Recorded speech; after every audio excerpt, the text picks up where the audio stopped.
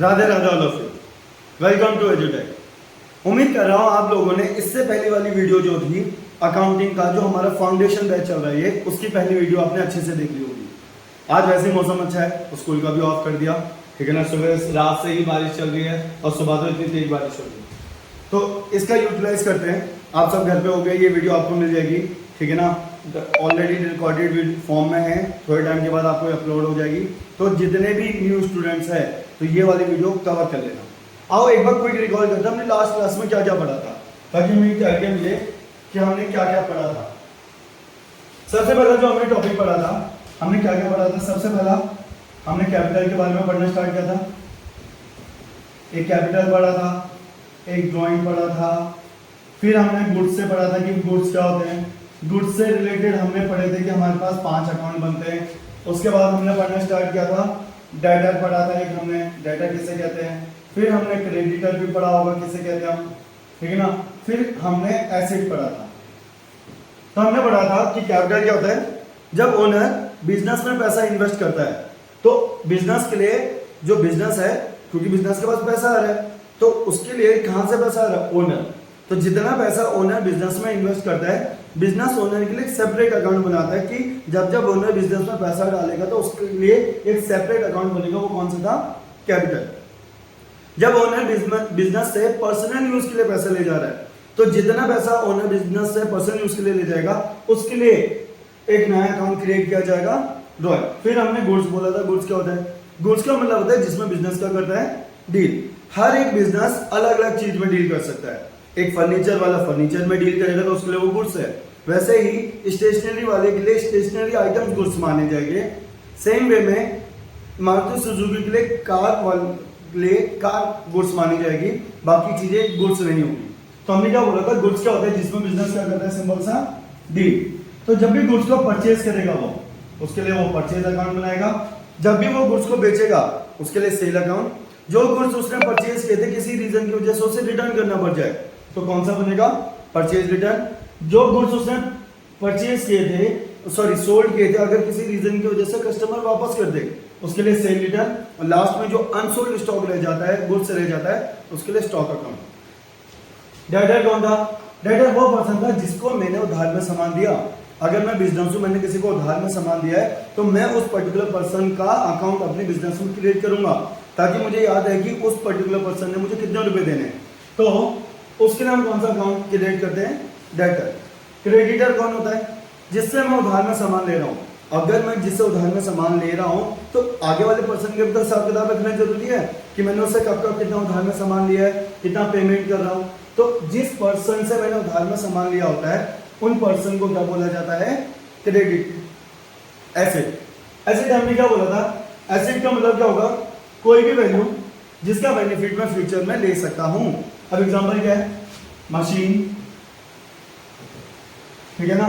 अगर आपने मशीन खरीदी तो आप उसका फायदा करंट ईयर में तो लोगे ही लोगे। अगर आपने इस साल मशीन खरीदी तो आप उसका फायदा इस साल लोगे तो लोगे, साथ ही साथ उसका फायदा अगले साल भी लोगे। तो हमने क्या बोला, एसेट क्या होता था, एसेट का सिंपल सा मतलब होता था कोई भी वैल्यू जिसका बेनिफिट मैं फ्यूचर में भी ले सकता हूं। तो कोई भी चीज जिसका फायदा मैं करंट ईयर में तो ले रहा हूं, साथ ही साथ फ्यूचर में भी ले सकता हूं, वो मेरे ऑटोमेटिकली क्या बन जाता है, बिजनेस में एसेट बनता है। तो इसके एग्जांपल क्या था, मशीन। क्योंकि जो मैं मशीन खरीदा उसका फायदा सिर्फ मैं इस साल नहीं लूंगा, मैं उसको अगले साल नहीं बेच दूंगा। तो मुझे पता है कि वो मशीन मेरी कई सालों तक चलेगी। तो जब वो फ्यूचर में भी यूज किया जा सकता है, जिसका बेनिफिट मैं फ्यूचर में भी लूंगा, वो मेरे क्या है, एसेट। हमने ऑलरेडी अकाउंटिंग पीरियड वाला भी कॉन्सेप्ट पढ़ा था कि अकाउंटिंग पीरियड में हमारे पास 2 पीरियड समझेगा, एक करंट ईयर समझेगा, एक फ्यूचर। तो करंट ईयर वो ईयर था जिस ईयर में बिजनेस अपनी एक्टिविटीज को परफॉर्म कर रहा है, और फ्यूचर ईयर क्या होता है, अपकमिंग ईयर, ठीक है ना। हमने ऑलरेडी ये सारी चीजें डिटेल में पढ़ी थी। अब हम इसके आगे जाने वाले हैं, ठीक है ना।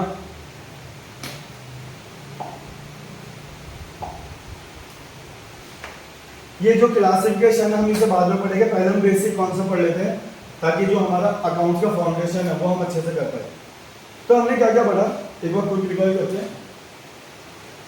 जो हमारा मॉडर्न अप्रोच था, मैंने आपको बताया होगा कि हमारे पास अकाउंटिंग करने के 2 मेथड होते हैं, एक ट्रेडिशनल मेथड होता है, एक मॉडर्न अप्रोच। तो हम जो अभी पहले मॉडर्न अप्रोच समझ रहे हैं, जो हमारी मॉडर्न अप्रोच है तो मॉडर्न अप्रोच जो है वो हमारे 5 हेड्स पर बेस्ड है, 5 हेड्स पर। वो क्या है? Asset, liability, capital, revenue, expense. Asset हम ऑलरेडी समझ चुके क्या है, जिसका फायदा फ्यूचर में लिया जाएगा, वो मिलेगा है एसेट। कैपिटल क्या होता है? जब ओनर बिजनेस में पैसा डालता है तो जितना पैसा ओनर बिजनेस में डालेगा वो क्या बन जाती है बिजनेस की? कैपिटल। अब हम नेक्स्ट टर्म है हमारी बिजनेस में, वो क्या है? रेवेन्यू। अब समझ रहे रेवेन्यू क्या होता है? रेवेन्यू सिर्फ 2 चीजों को मिला के बनेगा। रेवेन्यू का मतलब होगा सबसे पहला sale of goods and services. क्या बोला मैंने? Sale of goods and services. जिस चीज में बिजनेस डील करता है, ठीक है ना, गुड्स, जिस चीज में बिजनेस डील करता है अगर वो उसको बेचेगा तो वो क्या बन जाएगा उसके लिए? रेवेन्यू। तो याद रखना, बेचना रेवेन्यू है। क्या है? बेचना। पैसा मिला नहीं मिला वो रेवेन्यू नहीं है। हमने क्या बोला? अगर मैंने किसी को सामान बेचा तो वो मिले क्या बन जाएगा? सिंपल सा रेवेन्यू। सेल करना रेवेन्यू है। दोबारा सुनो, मैंने क्या बोला? सामान बेचना, सेल मेरा रेवेन्यू है। पैसा मिलना और ना मिलना रेवेन्यू नहीं होता। दूसरा क्या है? Extra income. Extra income using your resources. अगर आप कोई एक्स्ट्रा इनकम कमा पा रहे हो, जैसे कह रहे हैं ये मेरी बिल्डिंग है, मेरा ये बिजनेस है, मेरा बिजनेस इस फ्लोर में भी चल रहा है, इस फ्लोर में, ये मेरा फर्स्ट फ्लोर हो गया, ये मेरा सेकंड फ्लोर है, तो इस फ्लोर में मेरी बिजनेस की एक्टिविटीज चल रही है, इस फ्लोर में पूरा चल रहा है। ये जो मेरा ग्राउंड फ्लोर है, ये जो मेरा ग्राउंड फ्लोर है, ये क्या पूरा का पूरा वेकेंट है, खाली है। ये चीज क्लियर है?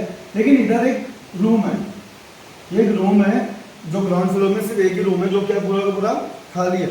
तो बिजनेस को जो रेवेन्यू जनरेट करके दे रहे हैं वो ये दोनों दे रहे हैं।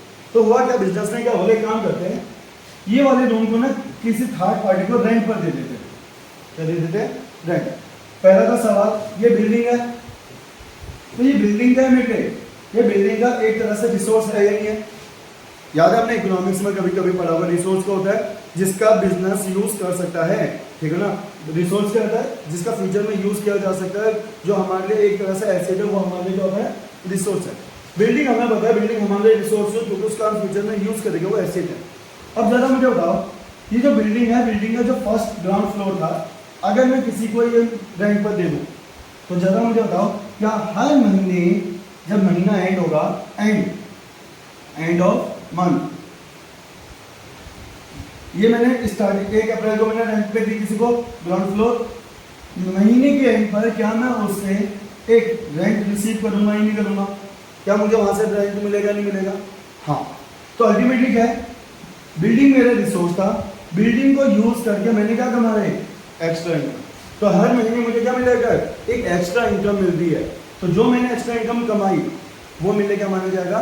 रेवेन्यू। तो रेवेन्यू 2 चीजों को मिला के बनता है। सबसे पहला क्या होगा? Sale of goods and service. जिस चीज में बिजनेस डील करता है उसको जब भी वो बेचेगा तो वो क्या माना जाएगा उसके लिए? रेवेन्यू। और दूसरा क्या बोला? Extra income. एक्स्ट्रा इनकम का मतलब क्या है? जब बिजनेस अपने रिसोर्सेज को यूज करके कुछ एक्स्ट्रा कमा पा रहा है तो वो क्या माना जाएगा उसके लिए? रेवेन्यू माना जाएगा। लेकिन इसमें एक चीज ध्यान रखना, मैंने क्या बोला, जब भी हम रेवेन्यू की बात करते हैं तो रेवेन्यू क्या होता है? सिंपल सा sale of goods and service, और दूसरा क्या? Extra income using your resource. यहाँ पर ये वर्ड ध्यान देना, बेचना और कमाना। मैं जब किसी सामान गुड्स को बेच रहा हूं तो मेरा बेचना है, जैसे ही मैंने किसी को बेचा वो मेरे रेवेन्यू बन गया। सेम वे में जब मैंने किसी को अपनी बिल्डिंग यूज करने के लिए दिया, मैंने पूरा का पूरा से 1 महीने यूज करने दिया, तो मुझे पता है मैंने वो चीज कमा ली है, मिला या ना मिला वो रेवेन्यू नहीं होता।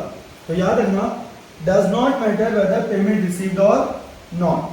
पैसा मिलना और ना मिलना कभी भी रेवेन्यू नहीं होता। जब हम इसे डुअल एस्पेक्ट में पढ़ेंगे तब हम डिटेल में समझेंगे। अभी हम बस इतना याद रखो, रेवेन्यू क्या होता है? रेवेन्यू का मतलब होता है जब जब मैं सामान बेचूंगा वो मेरे लिए क्या माना जाएगा? रेवेन्यू माना जाएगा। या फिर जब मैं एक एक्स्ट्रा इनकम कमा पा रहा हूँ करंट ईयर में, वो क्या माना जाएगा मेरे लिए? रेवेन्यू। क्या मैटर नहीं करता पैसा मिला क्या नहीं मिला, ये चीज क्लियर है। नेक्स्ट है हमारा, अभी आप लोग बहुत सारी चीजें जब ड्यूल एस्पेक्ट होगा तब आप और डिटेल में समझोगे, अभी सिर्फ टर्म्स पर फोकस करो। नेक्स्ट है हमारा एक्सपेंस। अब एक्सपेंस किसे कहते हैं ध्यान देना, जरा मुझे समझना क्या बोलना चाह रहा हूं। लेट एज्यूम आप लोगों ने बोला कि भैया ये काम करो कि हमने ना 12वीं कर लिया, हमने ग्रेजुएशन कर ली, तो हमें ना अपने बिजनेस में लगा दो। तो मैंने क्या किया, आप लोगों को अपने बिजनेस में अपॉइंट किया। तो जरा मुझे बताओ, आप 1 अप्रैल को अपॉइंट हुए हो, ठीक है ना। अब आप क्या हो, आप मेरे बिजनेस में, आप मेरी अकाउंटिंग करने में क्या करो, हेल्प करो मेरे बिजनेस की। तो लेट एज्यूम आप 1 अप्रैल को अपॉइंट हुए। सवाल है, जब 1 अप्रैल की बात करें, क्योंकि आप मेरे यहाँ पर एम्प्लॉय हो, तो जरा मुझे बताओ, अगर आप 1 तारीख को मेरे से सैलरी मांगने आओगे, फोकस करना, दोबारा मैंने क्या बोला, आप लोग मेरी कंपनी में काम कर रहे हो, ठीक है ना। मैंने आपको 1 अप्रैल को अपॉइंट किया। सवाल है, आप मेरे से 1 अप्रैल को अप्रैल महीने की सैलरी मांगने आ गए कि भैया मेरे को अप्रैल महीने की सैलरी दे दो, क्या मैं आपको सैलरी दूंगा? तो आपका जवाब होगा नहीं भैया, अभी तो नहीं। अगर मैं आप मेरे पास 5 अप्रैल को सैलरी मांगने आओगे, तो क्या मैं आपको सैलरी दूंगा? नहीं भैया। अगर आप 10 अप्रैल को आए कि भैया 10 दिन हो गए अब तो काम करते हुए, सैलरी दे दो, अब तो दे दो, 10 दिन हो गए, तो क्या मैं आपको सैलरी दूंगा? अभी भी नहीं। अगर आप 25 तारीख को सैलरी मांगने आओगे, क्या मैं अभी भी सैलरी दूंगा? आप बोलोगे नहीं भैया, आप अभी भी सैलरी नहीं दोगे, ठीक है ना। लेकिन जैसे महीने की आखिरी आ जाएगी 30 अप्रैल को, तो जैसे ही 30 अप्रैल आए, अगर आप मेरे पास सैलरी मांगने आओगे, तो मेरे को पता है इस तारीख को मुझे सैलरी देनी है, मुझे पता है कि महीना खत्म हो चुका है, मुझे आपको क्या देनी, सैलरी देनी है। ये चीज क्लियर है। लेकिन हो सकता है या तो मैं आपको अभी पे कर दूं, क्या कर दूं, इमीडिएटली पे, या फिर मैं आपको बोल सकता हूँ यार 2 दिन के बाद मेरे से पेमेंट ले लें। तो पेमेंट होना ना होना बात की कहानी है। लेकिन हुआ क्या, जरा समझो। हम जब एक्सपेंस की बात करते हैं, एक्सपेंस किसे बोलते हैं? कोई भी वैल्यू जिसका बेनिफिट मैं करंट ईयर में कंज्यूम कर लूंगा, जिस भी चीज का बेनिफिट मैं करंट ईयर में कंज्यूम कर लूंगा, ठीक है ना, वो मेरे क्या बनता है, एक्सपेंस। मतलब वो चीज जिसका फायदा सिर्फ करंट ईयर में लिया जा सकता है, मैं श्योर नहीं हूं उसके बारे में फ्यूचर में। लेकिन एसिड क्या था, इसका अपोजिट।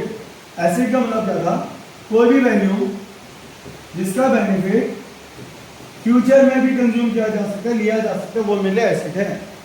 एसिड बोलता है मैं करंट ईयर में तो ले रहा हूं, साथ में फ्यूचर में भी लूंगा, वो मेरे लिए एसिड है। और एक्सपेंस क्या होता है, जिसका फायदा सिर्फ करंट ईयर में लिया जा सकता है, वो क्या है मेरे लिए, एक्सपेंस। अब ज्यादा समझो क्या है। आप लोग 1 अप्रैल को मेरे पास आए थे, मैंने आप लोगों से पूरा का पूरा 1 महीना काम करवाया, नहीं करवाया? हाँ। तो मतलब क्या है, मैंने आप लोगों का आपसे पूरा का पूरा 1 महीना बेनिफिट लिया। ये चीज क्लियर है। मैंने आपसे क्या लिया, पूरा का पूरा 1 महीना बेनिफिट पूरा का पूरा अच्छे से कंज्यूम किया। जब मैंने आपसे पूरा का पूरा 1 महीना आपसे पूरा काम कराया, तो इस बेनिफिट के बदले में आपको क्या दे रहा हूं, सैलरी। जो मैंने आपसे पूरा का पूरा 1 महीना काम कराया, बेनिफिट ले चुका हूं ना, तो जब मैंने बेनिफिट ले लिया, इस बेनिफिट के बदले में आपको क्या दे रहा हूं, सैलरी। तो ये सैलरी माना जाएगा बिजनेस के लिए एक्सपेंस। सैलरी क्या माना जाता है बिजनेस के लिए, फिर एक्सपेंस। दोबारा समझो हमें क्या होगा, दूसरा एग्जांपल लेते हैं। लेट एज्यूम ये आपके पास है अप्रैल, 1 अप्रैल, ठीक है ना। आपने बिजनेस को चलाने के लिए एक बिल्डिंग रेंट पर ली है। तो जरा मुझे बताओ, अगर 1 अप्रैल को रेंट बिल्डिंग का मालिक आ जाए, वो आपसे बोलो कि मुझे रेंट दो, क्या आप रेंट दोगे? नहीं, ठीक है ना। अगर आप रेंट आज दोगे ना, तो उसको बोला जाएगा rent paid in advance. Paid in advance वो अलग होता है। क्यों? अब आपने एडवांस वो चीज पे कर दिया। अगर आप 1 तारीख को पे कर दोगे, उसका मतलब आपने उसको एडवांस में पे किया। ये अलग सिनेरियो, हम इसकी बात नहीं कर रहे हैं। अभी हम क्या बोल रहे हैं, एक्सपेंस क्या होता है, जब हम उसका पूरा बेनिफिट ले लेते हैं। तो आप क्या करते हो, आप पूरा का पूरा अप्रैल महीना आपने क्या लिया, इसका पूरा महीना बिल्डिंग का बेनिफिट कंज्यूम किया। ये चीज क्लियर है। पूरा 1 महीना बिल्डिंग को यूज किया, बेनिफिट ले लिया। अब इस बेनिफिट लेने के बदले आप जो बिल्डिंग का मालिक है उसको क्या दोगे, रेंट। तो ये रेंट आपका बनेगा एक्सपेंस। ये चीज क्लियर है। अब सवाल है, भैया ये रेंट एसिड क्यों यूज सकता है? हमने एसिड में क्या बोला था, वो चीज जिसका फायदा मैं फ्यूचर में भी लूंगा। जरा मुझे था, मैंने बिल्डिंग रेंट पर लिया है, हो सकता है मैं 2 महीने के बाद बिल्डिंग छोड़ दूं, तो इसमें कोई श्योरिटी नहीं है कि मैं इसका फायदा फ्यूचर में भी लूंगा। अगर कोई बंदा मेरे यहाँ पर एम्प्लॉय है, मैं उसको सैलरी दे रहा हूँ, तो मैं श्योर नहीं हूँ कि वो मेरे बिजनेस में लॉन्ग टर्म के लिए रहेगा, क्या पता वो 3 महीने के बाद ही चले जाए, क्या पता वो इसी साल काम करे अगले साल छोड़ के चले जाए, तो मैं उसका श्योर नहीं हूँ। लेकिन जब हम एसेट की बात करते हैं तो उसका फायदा मैं फ्यूचर में भी लूंगा, उसकी श्योरिटी होती है। इसलिए हमने क्या बोला, एक्सपेंस क्या होता है, कोई भी वैल्यू जिसका बेनिफिट मैंने कंज्यूम कर लिया करेंट ईयर में, तो जो बेनिफिट कंज्यूम किया उसके बदले जो चीज दी जा रही होती है वो मेरे बिजनेस के लिए क्या बन जाता है, एक्सपेंस। अभी तक मैंने पेमेंट की बात करी ही नहीं है, इसलिए एक्सपेंस भी एक चीज बोलता है, no matter whether payment paid और नॉट, मतलब पे करना और पे ना करना एक्सपेंस कभी भी नहीं होता। तो सिंपल सा मतलब क्या है, पेमेंट कर, पैसा दिया हो या ना दिया हो वो बिजनेस के लिए एक्सपेंस नहीं होता। एक्सपेंस सिंपल सा क्या होता है, जिसका बेनिफिट मैंने करंट ईयर में कर लिया है वो मेरे लिए माना जाता है एक्सपेंस, ठीक है ना। ये हमारी इजी लैंग्वेज में था। अगर तुम्हें और इजी वे में समझना है तो इसको हम सिंपल सा बोल सकते हैं, बिजनेस के एक्सपेंस क्या होते हैं, जो बिजनेस के खर्चे है। जो बिजनेस रेवेन्यू जनरेट करेगा उस रेवेन्यू को जनरेट करने के लिए बिजनेस को जो जो कॉस्ट इंकर करनी पड़ती है वो क्या होती है, बिजनेस के खर्चे। और हमें पता है कि बिजनेस खर्चे क्या होते हैं ऑलरेडी। तो हमने 5 टर्म में से हमने क्या क्या पढ़ लिया, जरा सुनो। एसिड पढ़ा, यही तुम्हारा बेस है। ये 5 अगर अच्छे से समझ में आ गया तो अकाउंटिंग तुम्हारी 20-30% कंप्लीट हो चुकी है अभी। एसिड क्या होता है, जिसका बेनिफिट कब लिया जाएगा, फ्यूचर में। एक्सपेंस क्या होता है, जिसका बेनिफिट लिया जाएगा सिर्फ करंट ईयर में। ये चीज क्लियर है। क्या मैटर नहीं करता, पेमेंट हुई है या पेमेंट नहीं हुई, ये मैटर नहीं करता। क्यों, पैसा देना पैसा ना देना कभी भी एक्सपेंस नहीं होता। ये चीजें हम ड्यूल एस्पेक्ट में बहुत डिटेल में पढ़ेंगे, तुम्हें और इंटरेस्टिंग तब लगेगा। अभी बस हेडिंग को समझने की कोशिश करो। एसिड एक्सपेंस, फिर हमने कैपिटल पढ़ा। कैपिटल क्या होता है, जब ओनर बिजनेस में इन्वेस्ट करता है, तो जितना पैसा ओनर बिजनेस में इन्वेस्ट करता है वो क्या माना जाती है, उसकी कैपिटल मानी जाती है। फिर हमने पढ़ा रेवेन्यू। रेवेन्यू क्या होता है, रेवेन्यू 2 चीजों को मिला के बनता है। पहला, sale of goods and services. जिस चीज में बिजनेस डील कर रहा है, मतलब बेचना, बिजनेस जब बेचता है गुड्स एंड सर्विस वो उसके लिए रेवेन्यू होता है। दूसरा क्या है, एक्स्ट्रा इनकम। जब वो एक्स्ट्रा इनकम कमा रहा है तो कमाना उसके लिए रेवेन्यू बनता है। ये चीज क्लियर है। तो यहाँ पर क्या है, बेचना और कमाना ही उसके लिए रेवेन्यू है। मैटर नहीं करता कि उसे पेमेंट रिसीव हुई है और नॉट रिसीव, ठीक है ना। पैसा मिलना और ना मिलना कभी भी रेवेन्यू नहीं होता है। अब जो हमारी अगली टर्म है, लास्ट बची है, वो है हमारी लायबिलिटी। तो अब इसके आगे हम बढ़ते हैं जरा।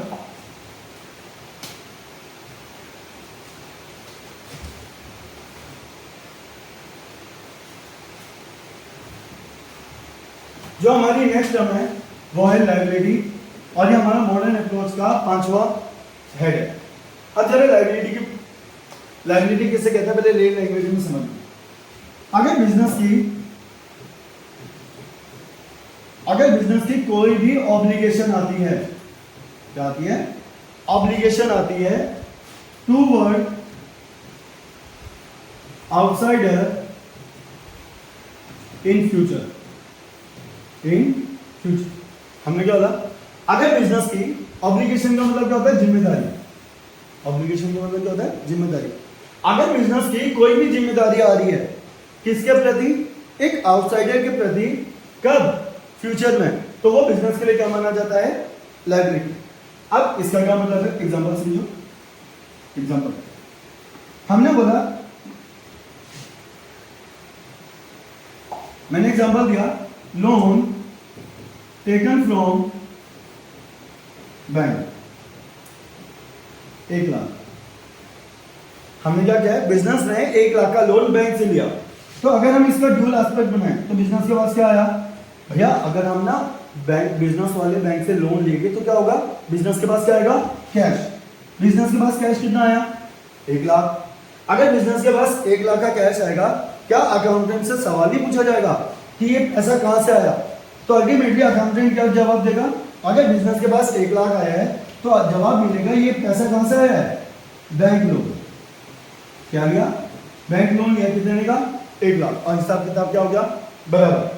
बिजनेस के पास 1 लाख रुपए है, अकाउंट से इनसे सवाल पूछा गया 1 लाख रुपए कहां से आया, तो जवाब क्या मिला, कहां से आया, बैंक लोन। इसी को हम बोलते हैं ड्यूल एस्पेक्ट हिसाब किताब। तो हम अगर बिजनेस के पास 1 लाख रुपए है, उसने जवाब दे रीजन दे दिया कि बैंक लोन आए, हिसाब किताब क्या हो गया, बराबर हो गया। अब जरा सोचो हमने क्या पढ़ा है, फोकस करना। जब हम कैश की बात करते हैं, एक चीज याद रखना, मैं जितने भी अकाउंट बना दूं वो सारे अकाउंट इन 5 हेड के अंदर ही आएंगे, इसके बाहर कोई नहीं जाएगा। अब कैश का हिसाब किताब के लिए कौन सा अकाउंट बनाया जाएगा, कैश अकाउंट। फिर अगर मैं कैश ले रहा हूं तो कैश का आ रहा है तो आना जाने के लिए कौन सा अकाउंट बनाया जाएगा, कैश अकाउंट। मैंने लोन लिया है बैंक से, तो मुझे अल्टीमेटली बिजनेस का बॉन्ड है, उससे मुझे किसका अकाउंट खोलना पड़ेगा, बैंक लोन के नाम से, क्योंकि मुझे ये याद रखना पड़ेगा कि मैंने कितना अमाउंट लिया है, कितना पे कर दिया, कितना रह गया है। तो इसके लिए किस नाम से खोला जाएगा, बैंक लोन अकाउंट। ये चीज क्लियर है। अब जरा सोचो कैश का नीचे तो हमारे लिए एसिड है, क्या हमारे लिए एसिड, क्यों, लेट एज्यूम ये मेरे पास कैश है, ठीक है ना। तो अगर ये मेरे पास कैश है, अगर मैं इसको इस साल यूज ना करूं, क्या इसका फायदा मैं अगले साल यूज करूंगा ही नहीं करूंगा, ऐसा तो नहीं है ना। अगर इस साल यूज नहीं किया तो इसकी वैल्यू 0 हो जाएगी, नहीं। अगर मेरे पास अगर ये 1 लाख रुपए कैश पड़ा है अभी, इसको इस साल यूज ना करूं तो ये पैसा एज इट इज अगले साल भी यूज किया जा सकता है, इसका बेनिफिट मैं फ्यूचर में भी ले सकता हूं। इसलिए कैश के नीचे क्या होगा, हमेशा एसेट, हमेशा पैसा आए जाए उसका नीचे क्या होगा, हमेशा एसेट होगा। याद रखना कोई भी अकाउंट अपना नेचर नहीं बदलेगा, चाहे वो बढ़े घटे, कैश हमेशा क्या है, एसेट है, वो आया जाया गया हमेशा क्या माना जाएगा, एसेट। अब बैंक लोन का नेचर क्या है, बैंक लोन का नेचर बन जाएगा हमारा लायबिलिटी। क्यों, जरा खुद सोचो, अगर हमने बैंक से 1 लाख रुपए लोन लिया है, अगर मैंने उसे इस साल पे नहीं कर रहा, तो क्या बिजनेस के ऊपर एक जिम्मेदारी आएगी नहीं आएगी, इसे पे करना है अगले साल, क्या करना है अगले साल। तो जब भी बिजनेस के ऊपर कोई ऑब्लिगेशन लगे तब फ्यूचर में, तो वो बिजनेस के लिए क्या मानी जाती है, लायबिलिटी। तो अल्टीमेटली क्या ये बिजनेस के लिए क्या बन गया, लायबिलिटी। हमें हर एक ट्रांजेक्शन का बस ये सीखना है, अगर हम ये करना सीखे ना, हमारे आने वाले चैप्टर्स जितने भी है काफी तक रिलेटेड है हो जाएंगे। अकाउंटिंग इक्वेशन डन, अगर ये आता है, अगर ये आता है जर्नल एंट्री अच्छे से हो जाएगी, अगर ये आता है कैश बुक बहुत अच्छे से हो जाएगा, अगर ये अच्छे से आता है एक चैप्टर आएगा आपका डेप्रिसिएशन, वो भी आराम से हो जाएगा। अगर आपको ये बनाना आता है, ड्यूल एस्पेक्ट बनाना आता है, अगर ये अच्छे से आता है तो इसके बाद जो आपका एक चैप्टर होगा रेक्टिफिकेशन ऑफ एरर, वो भी आराम से हो जाएगा। ये चीज क्लियर है। फिर बाकी इसके बाद तो चैप्टर इंटर रिलेटेड ही है, तो इसलिए क्या है ये बेस है आपका। अगर ये अच्छे से आता है आपको ड्यूल एस्पेक्ट बनाना, इतने सारे चैप्टर आपके ऑलरेडी तैयार है, इसलिए ये इंपॉर्टेंट है, इस पर फोकस करना जब हम ये समझेंगे अच्छे से। अभी तो हम बेसिक टर्म समझ रहे हैं। तो दोबारा आते हैं, हमने क्या बोला, लायबिलिटी क्या होता है, अगर बिजनेस की ऑब्लिगेशन आ रही है टूवर्ड आउटसाइडर इन फ्यूचर। अब ये फ्यूचर का क्या मतलब है, अब जरा इसको समझो। फ्यूचर तो हम समझ गए कि भाई जब बिजनेस की लायबिलिटी आ रही है, अब ये आउटसाइडर क्या है, पहले ये समझ में आया। तो बैंक लोन क्या बिजनेस के लिए लोन है, ऐसे ना और भी एग्जाम्पल। आपने एक वर्ड पढ़ा था क्रेडिटर, लास्ट क्लास में पढ़ा था, स्टार्टिंग में भी रिवाइज किया। क्रेडिटर कौन होता है, वो पर्सन जिससे मैंने उधार में सामान लिया, जिस पर्सन से मैंने उधार में सामान लिया है वो मेरे क्या है, क्रेडिटर। अगर मैंने उसको इस साल पूरी पेमेंट नहीं की तो पेमेंट कब करूंगा मैं उससे, फ्यूचर में। तो क्या बिजनेस के ऊपर एक जिम्मेदारी आएगी नहीं आएगी कि इस पर्टिकुलर पर्सन को या इस पर्टिकुलर बिजनेस को इतना अमाउंट फ्यूचर में देना है। तो क्रेडिटर भी क्या बन जाता है हमारे लिए, लायबिलिटी बन जाता है। ये चीज क्लियर है। अब ये पॉइंट तो हमें समझ में आया। इसके साथ साथ अब हमें एक चीज जो समझनी है वो क्या है, ये आउटसाइडर वाला पॉइंट समझा रहा हूं, मेरे पास समझा रहा हूं। देखो जो हमारे पास लायबिलिटी होती है ना, ये 2 टाइप की होती है, एक इंटरनल लायबिलिटी होती है और एक होती है एक्सटर्नल लायबिलिटी। इंटरनल लायबिलिटी क्या होती है, समझना। अगर आप बिजनेस हो, आप ओनर हो, अगर आप बिजनेस में पैसा डालोगे, ठीक है ना, तो बिजनेस के पास तो पैसा आ रहा है, तो अल्टीमेटली जो पैसा ओनर बिजनेस में इन्वेस्ट करता है उसे कैपिटल बोलते हैं। तो अल्टीमेटली जब बिजनेस कभी बंद होगा तो ओनर अपना पैसा ले जाएगा नहीं ले जाएगा। अगर आपने अपने बिजनेस में पैसा लगाया है और कभी आप बिजनेस को बंद करोगे तो आप सबसे पहले एक चीज चाहोगे कि जितना आपने बिजनेस में इन्वेस्ट किया उतना तो कम से कम निकालो ही निकालो, उतना तो कम से कम वापस चाहिए। तो अल्टीमेटली क्या होता है, इंटरनल लायबिलिटी क्या होती है, जो बिजनेस की ओनर से रिलेटेड होती है। तो मतलब जितना पैसा ओनर बिजनेस में डालता है तो बिजनेस की भी लायबिलिटी है, बिजनेस को भी पता है कि जब भी बिजनेस बंद होगा या फिर जब ओनर बिजनेस से पैसा ले जाएगा तो बिजनेस को उसको देना पड़ेगा। तो इसलिए क्या है, इंटरनल लायबिलिटी किससे रिलेटेड है, ओनर से। वो कौन सी हमारी, कैपिटल। तो जो कैपिटल होता है ना वो इंटरनल लायबिलिटी, क्योंकि ओनर से रिलेटेड है, ओनर को छोड़ के जो भी है, ठीक है ना। तो हम क्या बोलते हैं, फर्स्ट पर्सन कौन है, बिजनेस, क्योंकि अकाउंटिंग किसके पॉइंट ऑफ व्यू से हो रही है, बिजनेस के पॉइंट ऑफ व्यू से, ये फर्स्ट पर्सन। सेकंड पर्सन हम किसे मानेंगे, सेकंड पर्सन ओनर है। इसके अलावा जो रहा वही हमारा क्या है, थर्ड पर्सन जो है, बाकी रेस्ट सारे जो भी बचा वो सारे क्या है, एक्सटर्नल है। ये चीज क्लियर है। तो अल्टीमेटली अगर बिजनेस की जिम्मेदारी किसी दूसरे पर्सन के प्रति आ जाती है तो वो क्या है, हमारे लिए एक्सटर्नल लायबिलिटी होता है। तो याद रखना, लायबिलिटी दो टाइप की हो सकती है, और जब ओनर के प्रति होती है वो क्या होती है, इंटरनल लायबिलिटी। जब आउटसाइडर के प्रति होती है तो उसको क्या बोला जाता है, एक्सटर्नल लायबिलिटी। तो अभी तो हमें सिर्फ 5 हेड के हिसाब से समझना है। तो 5 हेड के हिसाब से हमने क्या क्या पढ़ लिया, हमने अपने 5 हेड अच्छे से समझ लिए, हमने एसेट अच्छे से समझ लिया, लायबिलिटी बहुत अच्छे से समझ लिया, कैपिटल, रेवेन्यू, एक्सपेंस, ठीक है ना। यही हमारा अकाउंट्स का बेस है। अब हम इसको ही लेके चलेंगे आगे। अब कौन कौन से रिलेटेड टर्म है, नेक्स्ट जो हमारी रिलेटेड टर्म आएगी,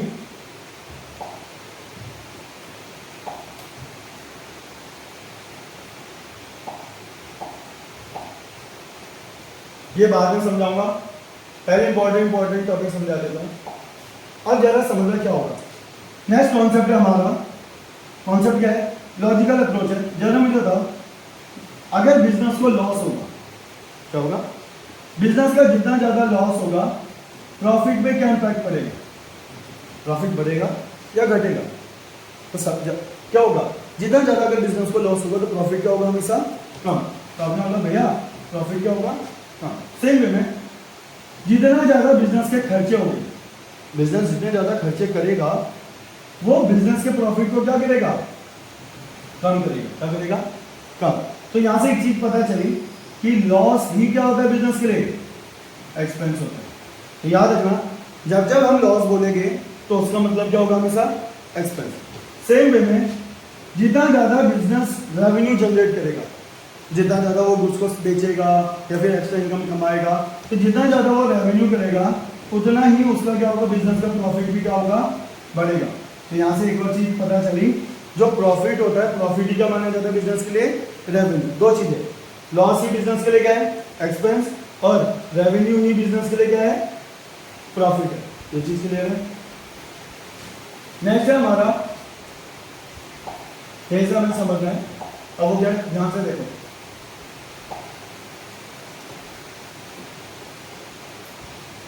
नेक्स्ट हमारी टर्म बेटर। अब बेटर क्या होता है समझना। जब मैंने तुम्हें बोला, सुना जावा, गुड्स, यहां पर ड्यूल एस्पेक्ट भी चल रहा है, मैंने एग्जांपल दिया, goods sold to Ram on credit 1000। इसका मतलब क्या है, मैंने राम को उधार में सामान बेचा है, कितने का, 1000 का। तो बिजनेस में क्या हुआ, बिजनेस के पॉइंट ऑफ व्यू से ड्यूल एस्पेक्ट कैसे बनेगा, जिस वे में मैं आपको ड्यूल एस्पेक्ट बता रहा हूं आप उसी वे में समझना, ठीक है ना। आपने क्या बोला, भैया बिजनेस ने ना गुड्स को सोल्ड किया, वेरी गुड, ये तो हुआ। बिजनेस में क्या हुआ, मुझे ये बताओ, इस ट्रांजेक्शन में हुआ क्या। आपने बोला भैया हमने गुड्स को क्या किया, सोल्ड किया, वेरी गुड, गुड्स सोल्ड किया। गुड्स सोल्ड कितने का किया, 1000 का। अगर आप 1000 का सामान बेचोगे तो अकाउंटेंट से पूछा जाएगा ना, क्योंकि हिसाब किताब तो वो कर रहा है। तो जब उसने दिखाया कि हमने सामान 1000 का बेचा तो आपसे पूछा जाएगा इस 1000 सामान का क्या हुआ, पैसा आया नहीं आया, क्या हुआ। तो आपने बोला ये सामान मैंने किसको बेचा है, ये सामान मैंने उधार में बेचा है। आपने बोला ये सामान मैंने उधार में बेचा है, क्रेडिट में सोल्ड किया है, किसको, राम को, कितने का, 1000 का। हिसाब किताब क्या हो गया, बराबर। आपने बोला मैंने सामान बेचा, कैसे बेचा, उधार में बेचा, किसको, राम को। अब जरा कॉमन सेंस, जब भी गुड्स सोल्ड होगा क्या होगा, गुड्स सोल्ड। याद है एक कॉन्सेप्ट था गुड्स से, कि जब जब मैं सामान बेचूंगा उसके लिए कौन सा अकाउंट यूज होगा, सेल अकाउंट। तो जब भी गुड्स बेचा तो कौन सा अकाउंट यूज होगा, सेल अकाउंट। तो सामान गुड्स जब भी सोल्ड होगा उसके लिए हमेशा कौन सा अकाउंट क्रिएट किया जाएगा, सेल अकाउंट। अब मैंने सामान किसको बेचा था उधार में, राम को। तो अल्टीमेटली मुझे किसका हिसाब किताब याद रखना है यहाँ पर, राम का। तो किसका अकाउंट खुलेगा यहाँ पर, राम अकाउंट। कौन सा खुलेगा, राम अकाउंट। ये चीज क्लियर है। तो यहाँ पर हमने बोला जब गुड्स सोल्ड होगा उसके लिए कौन सा अकाउंट, सेल अकाउंट। किसको बेचा था, राम। तो जब राम को बेचा तो राम का ही तो अकाउंट खुलेगा, शाम को तो नहीं खुलने वाला है, क्योंकि हिसाब किताब किसका याद रखना है मुझे, राम का।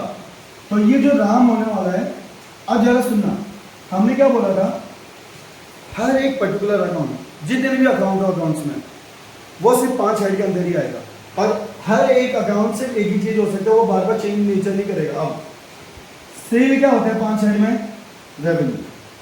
क्यों, याद है हमने रेवेन्यू की डेफिनेशन में बोला था, सामान बेचना मेरे लिए रेवेन्यू। मैंने सामान बेचा, पैसा मिला ना मिला, क्योंकि इस वाले सिनेरियो में पैसा नहीं मिल रहा मुझे भी, क्योंकि मैंने उधार में सामान बेचा है। तो सामान बेचना मेरे लिए क्या बन गया, रेवेन्यू। हमें बस यही सीखना है। अगर हमने ये सीख लिया ना हर एक एंट्री का, हमारी अकाउंटिंग स्ट्रांग हो जाएगी। अब तो हमने क्या बोला, सामान बेचना मेरे लिए क्या है, रेवेन्यू। अब ये राम कौन है, राम वो पर्सन है जिसको मैंने उधार में सामान दिया है। तो जिसको मैं उधार में सामान देता हूं तो वो मेरे लिए क्या कहलाया जाता है, कॉन्सेप्ट के हिसाब से, डेटर। क्या कहलाया जाता है। अब ये डेटर क्या है मेरे लिए, डेटर मेरे लिए है एसेट। क्या होता है, क्यों, अगर मुझे इसने इस साल पैसा नहीं दिया तो इसका फायदा कब लिया जाएगा, अगले साल। कैसे, इससे पैसा लिया जाएगा। तो अल्टीमेटली क्या, डेटर मेरे लिए क्या माना जाएगा, एसेट माना जाएगा। तो हमने बोला था, अब जब जो समझाना चाह रहा हूं, जब हमने सामान उधार में बेचा तो मैंने राम का एक खाता खोला। तो राम का खाता खोला कितने से, 1000। तो बिजनेस के पास राम का एक अकाउंट आ गया जिसमें बैलेंस कितना दिख रहा है, कि उससे कितने रुपए लेने, 1000। जनरल एंट्री क्या होगी, वो इसके नेक्स्ट स्टेप होता है। पहले हम ड्यूअल एस्पेक्ट स्ट्रांग बनाएंगे, अभी हम जनरल एंट्री पे नहीं जा रहे। तो हमने क्या बोला, हमने सामान बेचा राम को कितने का, 1000। तो जब मैंने राम को उधार में बेचा था तो राम का खाता कितने से हो गया, 1000 से, कि राम से कितने रुपए लेने, 1000। आगे की कहानी सुना। इसके आगे हमने क्या बोला, अब ना राम क्या हुआ, राम की ना डेथ होगी। समझो, कहानी का मैं समझा रहा हूँ। राम की क्या होगी, एकदम से डेथ होगी। तो जरा मुझे बताओ, अगर राम की डेथ हो गई है, क्या अब राम मुझे पैसा दे सकता है किसी भी सिनेरियो में? तो जवाब मेरा नहीं भैया, अब ये पैसा तो मुझे देगा ही नहीं। तो अगर ये मुझे पैसा नहीं देगा तो क्या मैं राम का अकाउंट अपने बिजनेस में एज इट इज रखूं? आपने बोला भैया रख लो, क्या ही दिक्कत आएगा। मैंने बोला सुनो, मुझे पता है कि राम से अब मुझे कोई भी पैसा रिसीव नहीं होने वाला, क्योंकि वो डेथ हो चुका है। अगर मैं हर साल राम का अकाउंट एज इट इज रखूं, उसको बंद ना करूं, तो मुझे आज याद है, मुझे 1-2 दिन याद होगा, 6 महीने याद होगा, लेकिन 2-3 साल के बाद मैं भूल जाऊंगा कि राम कौन था। ठीक है ना। अगर वो मेरे अकाउंट्स में राम का खाता चलता रहेगा तो वो मुझे मिस इंफॉर्मेशन देगा, मुझे बार बार 3 साल के बाद मुझे इंफॉर्मेशन देगा कि राम से कितने रुपए लेने हैं, 1000 रुपये। लेकिन राम से तो मुझे कोई अमाउंट मिलने वाला ही नहीं है, इसलिए मुझे इसका अकाउंट आज ही बंद करना पड़ेगा।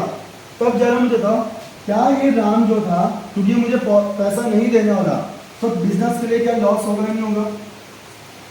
लॉस भाई, कैसा लॉस? लॉस इस तरह, मुझे राम से कितने रुपए मिले थे, 1000 रुपये। अब ये पैसा नहीं दे रहा मुझे। अगर ये मुझे अब पैसा नहीं देगा, क्या मुझे 1000 का लॉस हो गया नहीं हो गया? क्योंकि मुझे पहले 1000 कैश मिल सकता था पैसा, लेकिन अब मुझे वो पैसा नहीं मिलेगा। तो मुझे लॉस कितने का हो गया, 1000 का। ये चीज क्लियर है। अब जरा सोचो, अकाउंट्स में क्या बोला, बिजनेस के पॉइंट ऑफ व्यू से हुआ क्या? बिजनेस में क्या हुआ, बिजनेस ने बोला हमें 1000 का लॉस हो। क्या हुआ? तो बिजनेस ने लॉस को रिकॉर्ड किया कितने से, 1000 से। अब अगर बिजनेस 1000 से रिकॉर्ड, अकाउंटेंट 1000 से लॉस रिकॉर्ड करेगा, क्या उसे जवाब मांगा जाएगा नहीं मांगा जाएगा? ऐसा ही लॉस किस चीज का हो गया? तो बिजनेस क्या बोलेगा, ये लॉस क्यों हुआ, रीजन तो बताएगा ना।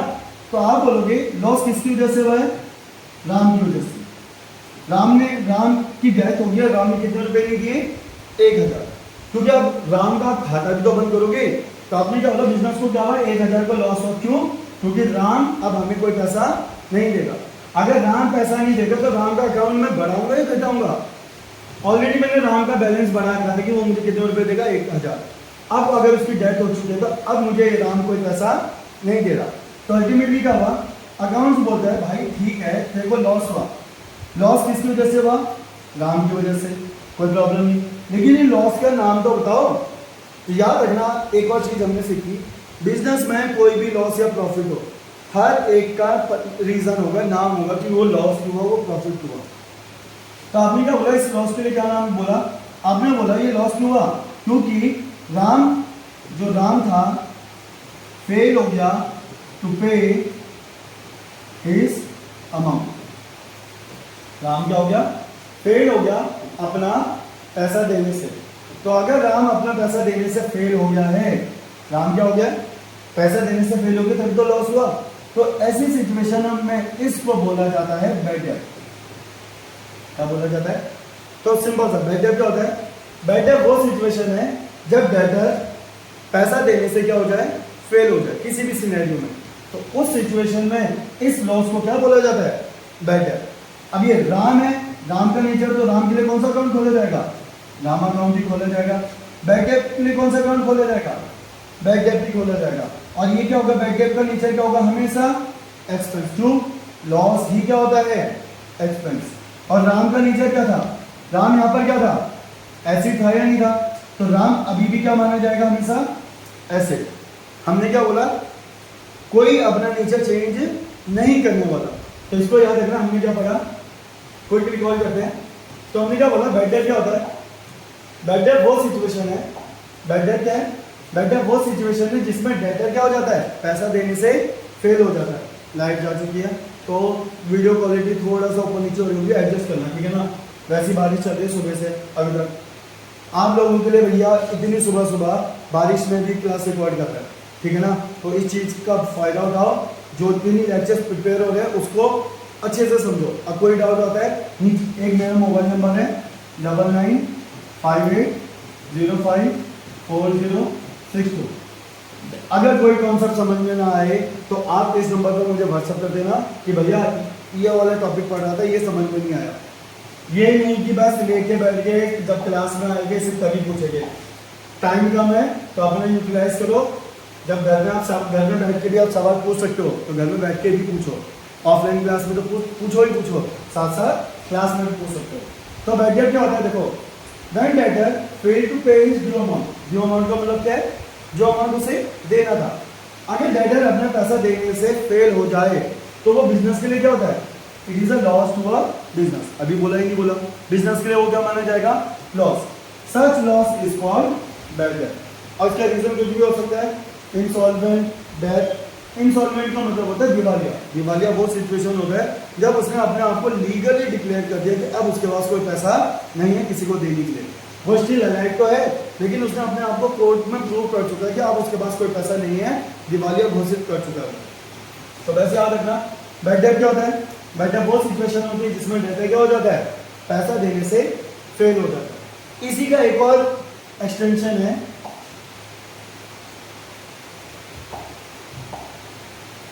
Bad debt recover. अब बैड डेट रिकवर क्या है, वापस आते हैं। हमने क्या बोला था, पहली वाली एंट्री में हमने बोला था, हमने क्या किया था, गुड्स सोल्ड किए थे राम को 1000 के। तब हमने बोला था राम का अकाउंट कितने से क्रिएट कर दिया था, 1000 से। फिर हमने सेकंड ट्रांजेक्शन में बोला था कि राम की क्या हो गई थी, डेथ हो गई थी, जिसकी वजह से क्या था, ही फेल्ड टू पे हिज अमाउंट, जिसकी वजह से क्या हो गया था, अल्टीमेटली फेल हो गया था वो पैसा देने से। तो हमने इसमें क्या किया था, राम का अकाउंट क्या कर दिया था, बंद कर दिया था, क्लोज कर दिया था। साथ ही साथ क्या किया था,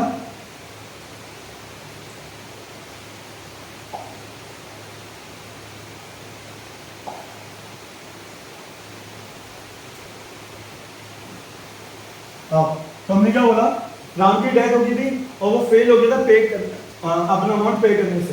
तो हमने क्या किया था, राम का अकाउंट क्या कर दिया था इस समय, क्लोज।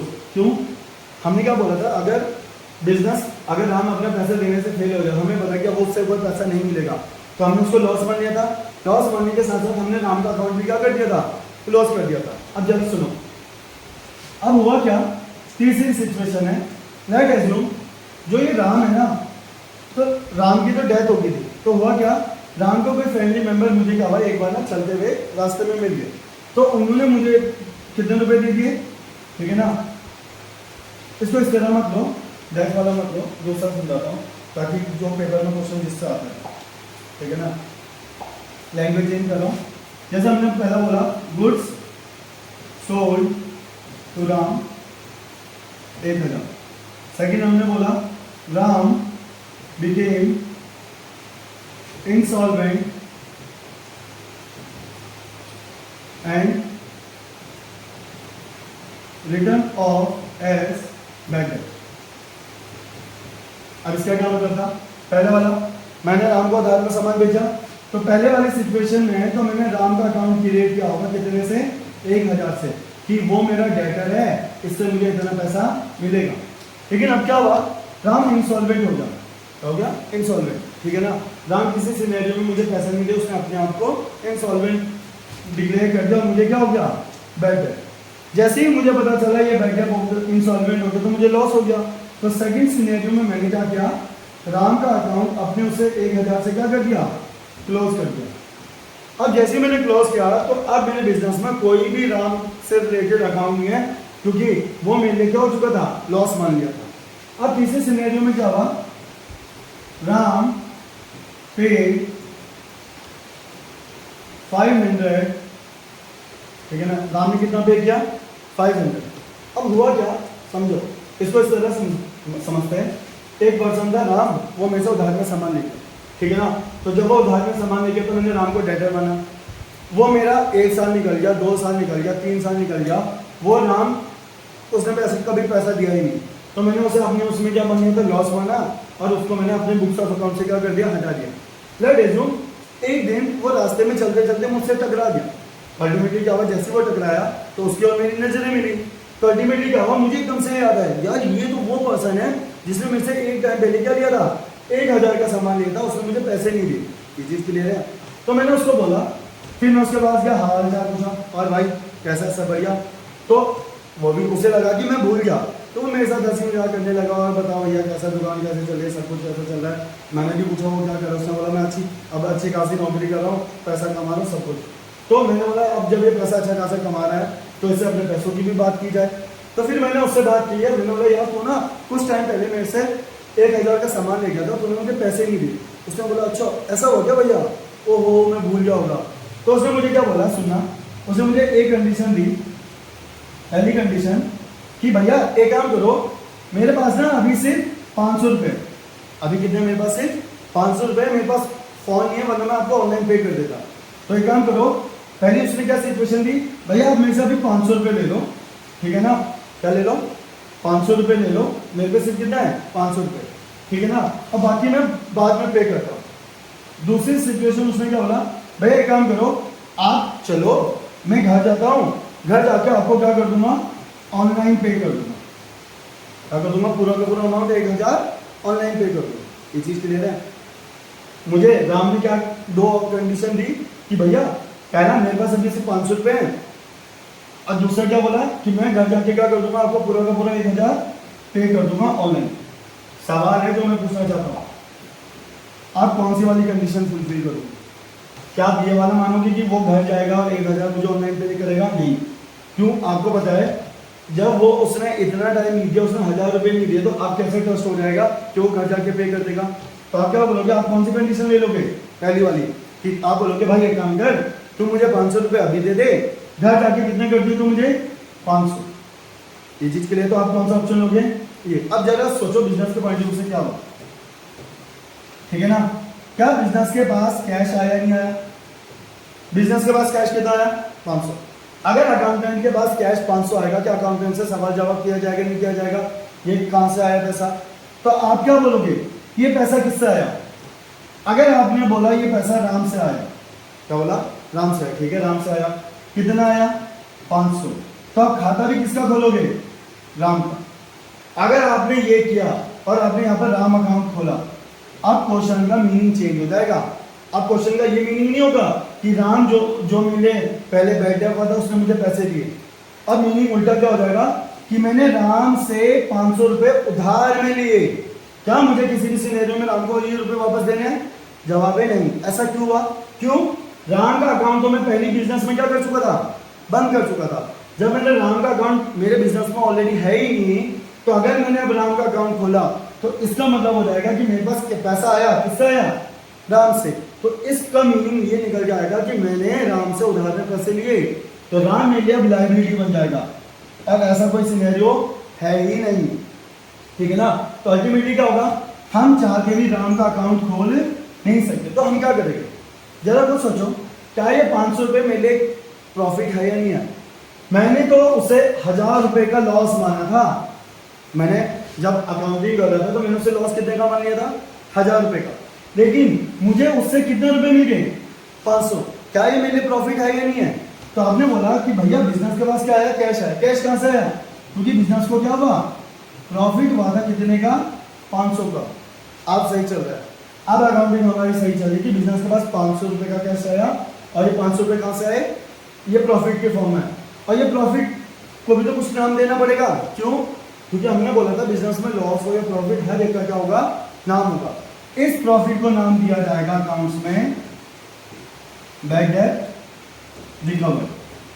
क्या दिया जाएगा? Bad debt recover. ये कौन सा प्रॉफिट का 500? ये वो सिचुएशन थी जब मेरे को जो 1000 का बैड डेट था, उस बैड डेट से जब मुझे पैसा मिलता है, तो इसके लिए इस प्रॉफिट के लिए कौन सा अकाउंट खोला जाएगा? Bad debt recovered account. अब एक चीज का ध्यान देना, जब ये बैड डेट रिकवर्ड अकाउंट है तो कैश का नेचर तो हमेशा एसेट माना जाएगा, बड़े घटे कोई दिक्कत नहीं। अगर ये प्रॉफिट है तो मतलब क्या है? बैड डेट रिकवर्ड का नेचर क्या माना जाएगा? रेवेन्यू। तो यहाँ से एक चीज जो हमें पता चली वो क्या है? बैड डेट क्या होता है? बैड डेट वो सिचुएशन होता है जिसमें वो डेटर जो इनिशियली पहले क्या हो चुका था? लॉस मान लिया गया था, बैड डेट मान लिया गया था, लेकिन वो पैसा पे कर दे, तो उस सिचुएशन में उसको बोला जाता है बैड डेट रिकवर। अब जरा फोटो पर लिखा है bad debt recovered means receiving money from a customer. Customer कौन है? Debtor. From a debtor a customer who was previously return off as bad debt. मतलब क्या? जिसको मैंने पहले ही बैड डेट मान चुका था, जिसको मैंने उससे पहले ही क्या मान लिया गया था? अनकलेक्टेड लॉस, जिससे मुझे पैसों की कोई उम्मीद नहीं थी। तो उस सिचुएशन में अगर वो पर्सन मुझे पैसा दे दे तो उसके लिए कौन सा अकाउंट खोला जाएगा? Bad debt recovered account. तो हमने एक और नया कॉन्सेप्ट पढ़ लिया। ये चीज क्लियर है? तो गाइस ऑलरेडी हमारी आई थिंक 1 घंटे की क्लास होने वाली है, तो एक और टॉपिक करवा रहा हूँ, उसके बाद क्लास यहीं पर एंड हो जाएगी, ठीक है ना। फिर हम आगे बढ़ेंगे। अब हम इसके बाद जो अगली क्लास होगी वो ड्यूल एस्पेक्ट होने वाली है। पढ़ाने तो बहुत सारे कॉन्सेप्ट है, ठीक है ना। जरा हम समझते हैं डेप्रिसिएशन क्या है। अब डेप्रिसिएशन क्या होता है जरा समझना। मैंने 1 अप्रैल को मशीन खरीदी। क्या खरीदी? मशीन खरीदी 1 लाख की। क्या बोला मैंने 1 अप्रैल को मशीन खरीदी 1 लाख की। ये चीज क्लियर है? तो मेरे पास बिजनेस के पास क्या है? मशीन। तो अगर मेरे पास 1 लाख की मशीन है, जरा कुछ सोचना, साल खत्म हुआ 31 मार्च को, ठीक है ना। साल खत्म हो गया, 1 साल पूरा हो गया। इसको इससे पहले एक और एग्जांपल लेते हैं। तुमने एक साइकिल खरीदी, ठीक है ना, स्कूल जाने के लिए 5000 की अच्छी वाली खरीदी है, 5 से 10,000 के बीच में, ठीक है ना। चलो थोड़ा सा बजट बढ़ा के 10,000 ले लेते हैं। अच्छी वाली कोई ले ली हमने 10,000 में। अब जब हमने 10,000 की साइकिल ले लिया, अगर आप उसे 1 महीने के बाद बेचना चाहो या 2 महीने के बाद बेचना चाहो, आपने उसे खरीदी थी 10,000 में, क्या आप उसे बेच पाओगे 10,000 में कभी भी? जवाब है नहीं भाई, 10,000 में तो बिकेगी नहीं। क्यों? क्योंकि इसको हमने ऑलरेडी यूज कर चुका है। तो अब जो ये वैल्यू, जब अगर इसे बेचूंगा मैं, तो ये 10,000 में नहीं होगी, 10,000 से नीचे प्राइस पे ही होगी। तो जनरल सिनेरियो में इसे मैंने बेचा 9,000 में। कितने में बेचा? 9,000। तो अगर इसे बेचूंगा तो मेरे पास 9,000 पैसा तो आएगा, लेकिन क्या मुझे यहाँ पर 1,000 का लॉस हुआ या नहीं हुआ? हाँ भैया, लॉस तो हुआ, क्योंकि जब मैंने खरीदा था 10,000 में खरीदा था, बेचा तो पैसा कितना मिला? सिर्फ 9,000। 1,000 का क्या हो गया? लॉस। अकाउंट क्या बोलता है? हर एक लॉस का अकाउंट बना। रीजन क्या इस लॉस का? इस लॉस का रीजन बनेगा डेप्रिसिएशन। डेप्रिसिएशन क्या होता है? अब जरा समझो क्यों हुआ। क्योंकि मैंने इसको ओवर अ पीरियड यूज किया। इस साइकिल को क्या किया है? यूज करने की वजह से उसकी वैल्यू में क्या आ गई? गिरावट आ गई। जब मैं कोई एक एसेट को यूज करता हूं over a period of time, तो उसकी वैल्यू में क्या आ जाती है? गिरावट। उस गिरावट को बोला जाता है डेप्रिसिएशन। तो आप देखते क्या लिखा है, डेप्रिसिएशन क्या होता है, it is an fall in value of asset. Asset के वैल्यू में गिरावट। ये कौन सी एसेट, फिक्स्ड एसेट। अभी हम बाद में पढ़ेंगे कि कौन कौन से एसेट होते हैं, करंट एसेट होती है, नॉन करंट एसेट होते हैं, फिर जो नॉन करंट एसेट होते हैं टेंजिबल एसेट होते हैं, इनटेंजिबल एसेट होती है, फिक्टिशियस एसेट होती है, बाद में समझेगा। अभी हमारा बेस बनाना है, तो बेस के लिए हमने क्या बोला, डेप्रिसिएशन क्या होता है, जब फिक्स्ड एसेट की वैल्यू में क्या है, गिरावट है। क्यों, बिकॉज ऑफ यूसेज और with over a period of time, ठीक है ना, या फिर एक्सटेंड की वजह से जब एसेट की वैल्यू में क्या आ जाए, गिरावट आती है, तो याद रखना उसको क्या बोला जाता है, डेप्रिसिएशन। तो सिंपल सा मतलब क्या है, जब मैं फिक्स्ड एसेट की वैल्यू में गिरावट आती है, क्यों, मल्टीपल रीजन की वजह से, उसको यूज करने की वजह से, या फिर उसके एक्सीडेंट होने की वजह से, या फिर एक पीरियड बीतने की वजह से, तो उसको क्या बोला जाता है, डेप्रिसिएशन। और डेप्रिसिएशन बिजनेस के लिए क्या है, लॉस है, याद रखना। नेक्स्ट टर्म हमारा जो है 2-3 है, इसको भी खत्म करते हैं ताकि हमारा एक बेस पूरा कंप्लीट हो जाए, कोई भी थोड़ा सा और लंबी क्लास हो जाए।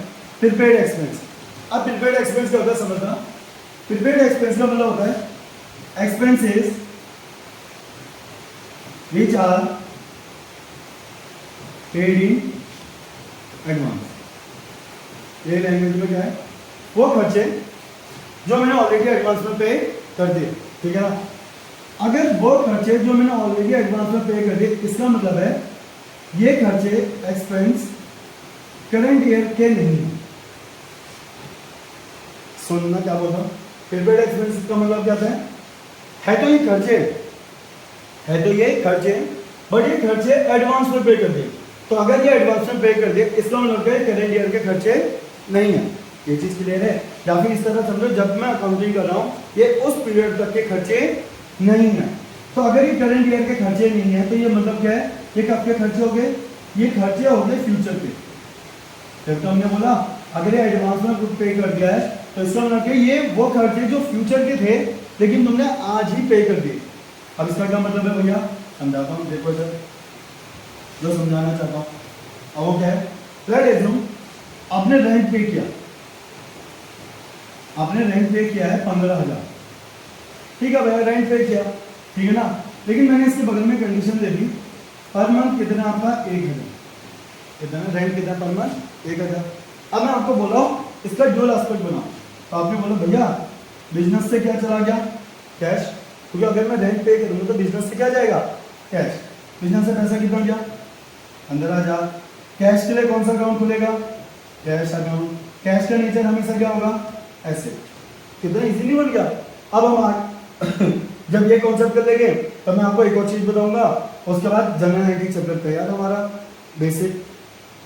तो अगर आप बिजनेस से 15,000 क्या जाएगा, जब बिजनेस आपसे सवाल नहीं पूछेगा कि ये पैसा कहाँ गया, तो आपने बोला भैया बिजनेस ने ना रेंट दिया है 15,000, हिसाब किताब बराबर नहीं, इसमें गलती होगी। क्यों, जैसे आपने बोला रेंट 15,000, तो मैंने रियलाइज किया कि रेंट तो मेरा हर महीने का 1,000 था, तो पूरे साल का, जब पूरे साल में 12 महीने होते हैं, क्यों, क्योंकि जो मेरा करंट ईयर है, करंट ईयर में तो सिर्फ 12 महीने हो सकते हैं, और 12 महीने के हिसाब से जब एक महीने का रेंट 1,000 है, तो 12 महीने का रेंट कितना होना चाहिए था, सिर्फ 12,000। तो करंट ईयर का जो रेंट होना था, करंट ईयर का जो रेंट होना था वो सिर्फ 12,000 होना था। तो मतलब आपने जो रेंट पे किया है 3,000 एक्स्ट्रा, वो कब का है, अगले साल का। तो आपने बोला भैया हमने रेंट भी दिया, फ्यूचर का दे दिया है, कितना, 3,000। अगर आप इस तरह बताओगे तो वो सही है कि आप क्या बोलोगे कि हमने 15,000 कैश दिया, 15,000 में से करंट ईयर का रेंट कितना दिया, 12,000, और फ्यूचर का रेंट कितना पे किया, 3,000। सही है।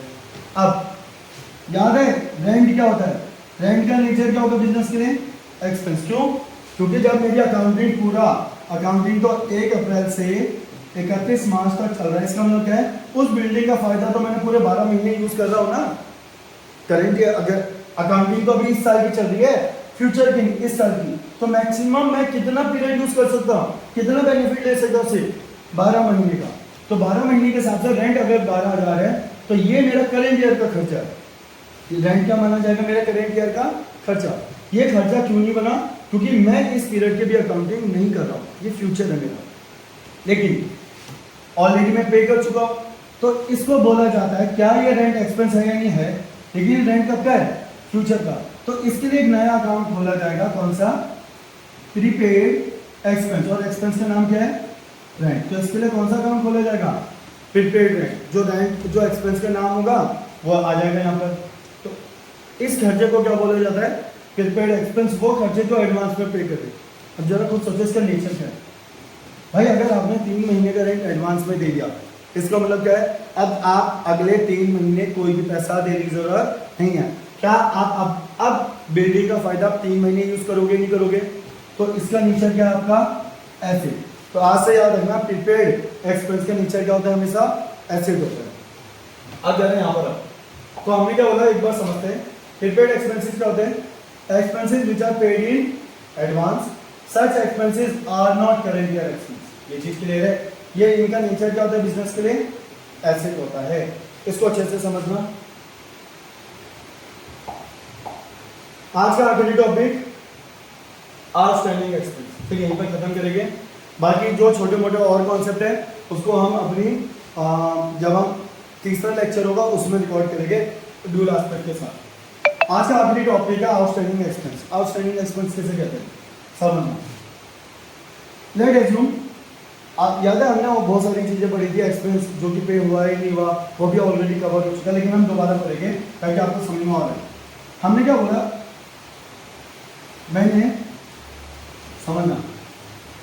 मैंने एक पर्सन को अपने यहाँ पर एम्प्लॉय किया था, ठीक है ना, मेरे यहाँ पर वो काम कर रहा था, तो उसका मैंने पूरा का पूरा 1 महीना यूज किया, ठीक है ना, उससे मैंने पूरा का पूरा काम कराया, बेनिफिट कंज्यूम किया। इस बेनिफिट के बदले उसे क्या देना था? सैलरी। तो एग्जांपल है, क्या लिखा है? Salary due but not paid 1,000। इसका मतलब क्या है? वो खर्चे जो मुझे देने थे बट नहीं दिए, ठीक है ना। तो आउटस्टैंडिंग एक्सपेंसेस क्या होता है? आउटस्टैंडिंग एक्सपेंसेस का मतलब होता है वो खर्चे जो आपके करंट ईयर के थे लेकिन आपने उसे करंट ईयर में दिए नहीं।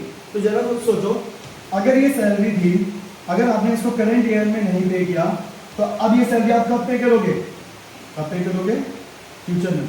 तो क्या आपके ऊपर एक बिजनेस के ऊपर एक जिम्मेदारी आगे नहीं आगी कि आपको क्या करना पड़ेगा? रेंट देना पड़ेगा। तो सॉरी, ये जो आपको सैलरी है वो फ्यूचर में देनी पड़ेगी। तो अल्टीमेटली क्या है?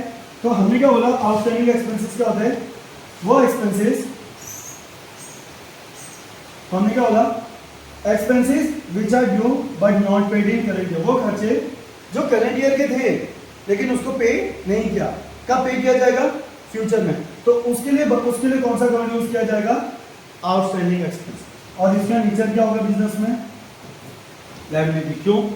अगर आपने वो खर्चे को इस साल पे नहीं किया तो कब पे करोगे? फ्यूचर में। जैसे ये वाला एग्जांपल था, salary due but not paid 1,000। तो आपने क्या बोला? भैया हमने उसका करंट ईयर में बेनिफिट कंज्यूम कर लिया। तो मतलब क्या है, जब बेनिफिट कंज्यूम कर लिया है तो आपको उसको क्या देनी थी? सैलरी।